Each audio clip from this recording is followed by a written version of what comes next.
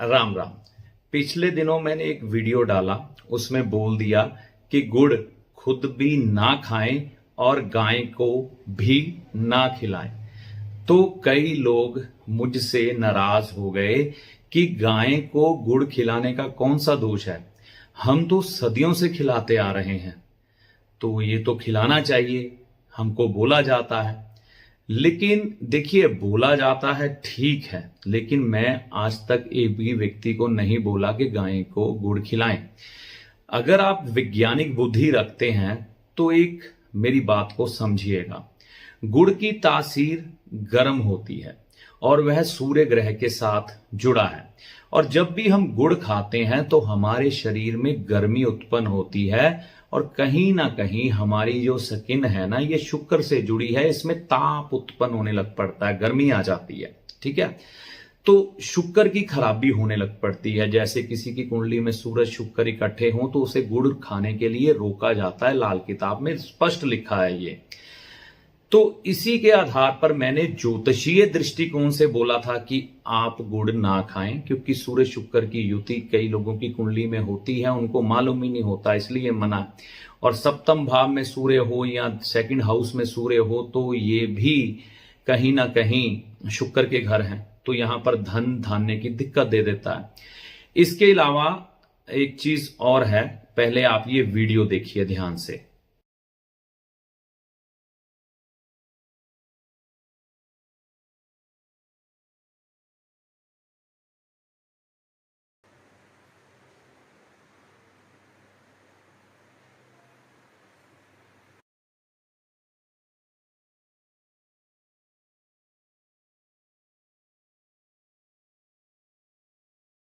देखिए, ये हमारे शहर जालंधर की गौशाला है।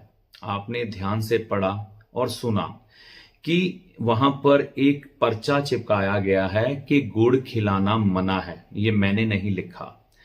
कोई भी शख्स जिसको डाउट है कि हाँ भाई कि ऐसा नहीं है, वह जालंधर देवी तालाब मंदिर के पास Jalandhar railway station bus stand पर उतरे, वहां से रिक्शा गाड़ी पकड़े, टैक्सी पकड़े, सीधा देवी तालाब मंदिर चला जाए। उसके साथ में ये गौशाला है, उसके अंदर जाए और जाके चेक कर ले, अगर आपको लगता है कि मैं अपनी तरफ से बोल रहा हूं। और उनसे पूछे कि भैया ये यहां पर आपने ये पर्चा क्यों चिपकाया है कि गुड़ नहीं खिलाना। तो मैंने भी उनसे पूछा, मैंने तभी ये वीडियो डाल के लोगों को आगाह किया था। अपनी तरफ से मैं कोई बात नहीं कई बार करता, हाँ कई मेरे अपने एक्सपीरियंस हो मैं बोलता हूं, और कोई ज्योतिषीय किताबों के एक्सपीरियंस हो उस पर भी बोलता हूं, और दुनियावी एक्सपीरियंस जो यहां पर लिखा है आपको ही पाप से बचाने के लिए मैंने ये वीडियो बनाया था, मुझे कोई इससे लाभ नहीं है। ठीक है, तो यहां पर मैंने इन भाई साहब से जो गौशाला को संचालित करते हैं उनसे पूछा, मैंने कहा इंटरव्यू लेना चाहता हूं आपका, क्या आप देना चाहेंगे। तो उन्होंने मना कर दिया कि हम कैमरे पर नहीं आएंगे। तो मैंने कहा तो मैं अब लोगों को आगाह कैसे करूं, तो क्यों आपने लिखा है कि यहां पर गुड़ ना खिलाएं गाय को। उन्होंने कहा कि कई गायें गर्भवती हो जाती हैं गुड़ खाने से, यानी कि लोग उनको गुड़ खिलाते हैं, गुड़ की तासीर गर्म होती है जिसके कारण उनका गर्भपात हो जाता है।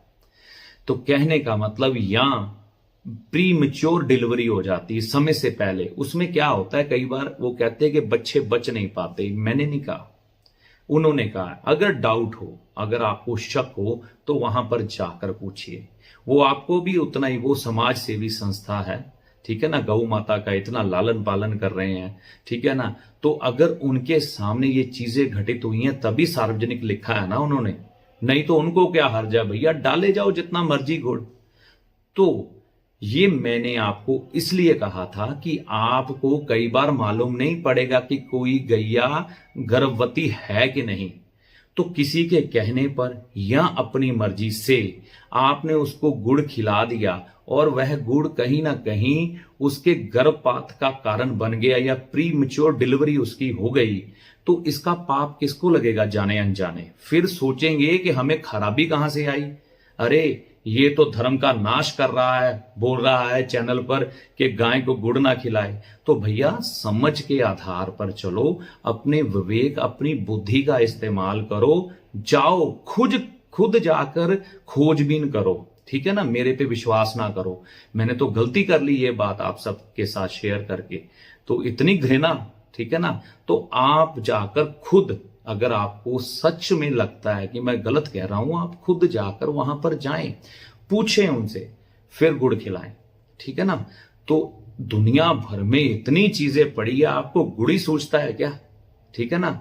देखो, हमारे घर में माताएं बहनें जब गर्भवती होती हैं तो उनको गर्म चीजें क्या खिलाई जाती हैं क्या? अगर खिलाई जाती है तो बात करो, ठीक। तो इस नजरिए से ही उन गौशाला वालों ने ये गुड़ खिलाना लोगों को मना किया है कि गर्भपात हो जाते, गैया की मौत हो जाती, कई बारी प्री मेच्योर डिलीवरी हो जाती। तो मैंने सोचा ये जानकारी उन लोगों को भी देनी चाहिए जो गलती से गुड़ खिला रहे हैं, कहीं ना कहीं उनके हाथ से ऐसा गुनाह ना हो जाए जिसके कारण हमारी परम पूज्य गौ माता को हानि पहुंचे।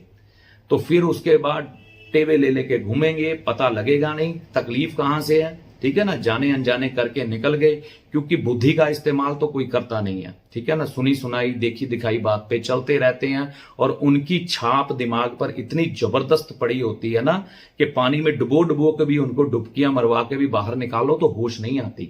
वो कहते नहीं हम इसी लकीर पर चलेंगे। तो चलो भैया, आपकी जिंदगी है, ठीक है ना। ये मैंने सिर्फ इस आधार पर बताया है कि लोग मुझको गलत कह रहे थे आप गलत जानकारी देते हो। लगता है कि कोई डाउट है तो ये गौशाला जालंधर का मैंने एड्रेस दिया है, आप यहां पर पूछिए, आके इनसे जानिए, ठीक है ना। आपको मालूम हकीकत पड़ जाएगी। बाकी ज्योतिषीय दृष्टिकोण से मैं आयुर्वेदिक का ज्ञाता नहीं हूं। आयुर्वेद में आप जाएंगे, आयुर्वेद के डॉक्टर से पूछेंगे तो वो आपको चीनी छोड़कर गुड़ खाने की राय देगा। वो 100% सही है, मैं उनको गलत नहीं कहता, वो 100% सही है, ठीक है ना। लेकिन मैं ज्योतिष का ज्ञाता हूं। ज्योतिष के आधार पर गुड़ का सेवन करना सूर्य शुक्र की युति में या सूर्य सप्तम में या दूसरे भाव में हो, आपके लिए कभी अच्छा नहीं होता। लगन भाव में भी सूर्य हो तो कभी अच्छा नहीं होता, ठीक है ना। इससे आपके शुक्र, डेली इनकम और आपके जीवन साथी पर प्रभाव पड़ता है, क्योंकि गुड़ की तासीर गर्म होती है और ये दुनियावी सुखों से दूर करता है इंसान को। सूर्य क्योंकि त्याग का स्वामी है, ठीक है, सात्विक ग्रह है। और सूर्य सात्विक होने के कारण शुक्र क्या है, शुक्र भोग का स्वामी है, ठीक है ना। तो सूर्य कभी भोग नहीं करता, वह सात्विक है, वो अग्नि में तपने वाला है। और सूर्य से शुक्र हमेशा बचने की कोशिश करता है, इसलिए इन दोनों ग्रहों की शत्रुता है। इस आधार पर मैं बोलता हूं कि गुड़ नहीं खाना चाहिए। हाँ, किताबें हैं, लाल किताब बाजार से लीजिए, उसे पढ़िए, उसमें साफ साफ लिखा है, मेरे कहने पे नहीं जाना, ठीक है ना। तो ये आपकी जानकारी आपकी भलाई के लिए थी। अच्छी लगे तो अपनाइए, शक लगे तो शहर में आइए, ठीक है, और अपनी इंक्वायरी करिए, मुझे गलत मत ठहराइए। मैं रुकूंगा नहीं, जो मुझे नजर आएगा वह मैं आपको बताऊंगा। अच्छा, एक व्यक्ति ने, मैं पिछले गंगा जल के बारे में एक वीडियो डाला, तो उस व्यक्ति ने कहा मैं अनसब्सक्राइब करके आपका वीडियो जा रहा हूं, आप गलत जानकारी देते हो। हमारे शहर में तो सरकार गंगा जल की सप्लाई शहर में पीने के पानी या बाकी सारे कामों के लिए देती है। तो भैया, कुदरत ने तो नहीं ये इंतजाम किया था कि गंगा जल आपकी घर की टूटियों में से होकर आपकी फ्लश में जाएगा। कुदरत ने किया तो बताइए, सरकार ने किया तो ये आप खुद सोचिए गलत है कि सही। वह स्नान करने की जगह है, वह धार्मिक व पवित्र जगह है।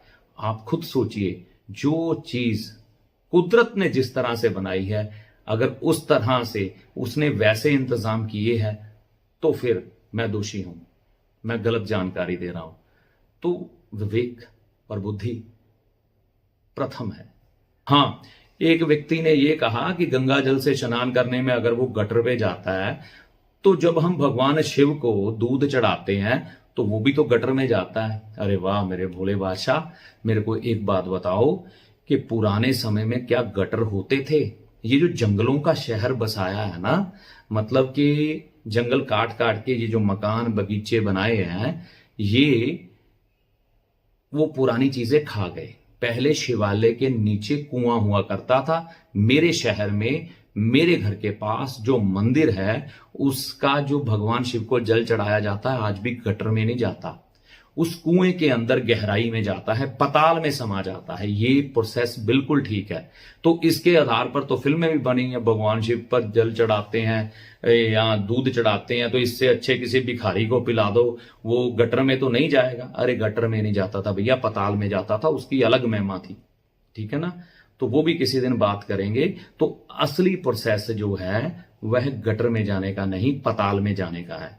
लेकिन समय के बदलाव है, ये तो हम सबको, जब मंदिर बन रहा हो और उस मैनेजमेंट कमेटी को ये बातें सोचनी चाहिए कि हम क्या कर रहे हैं।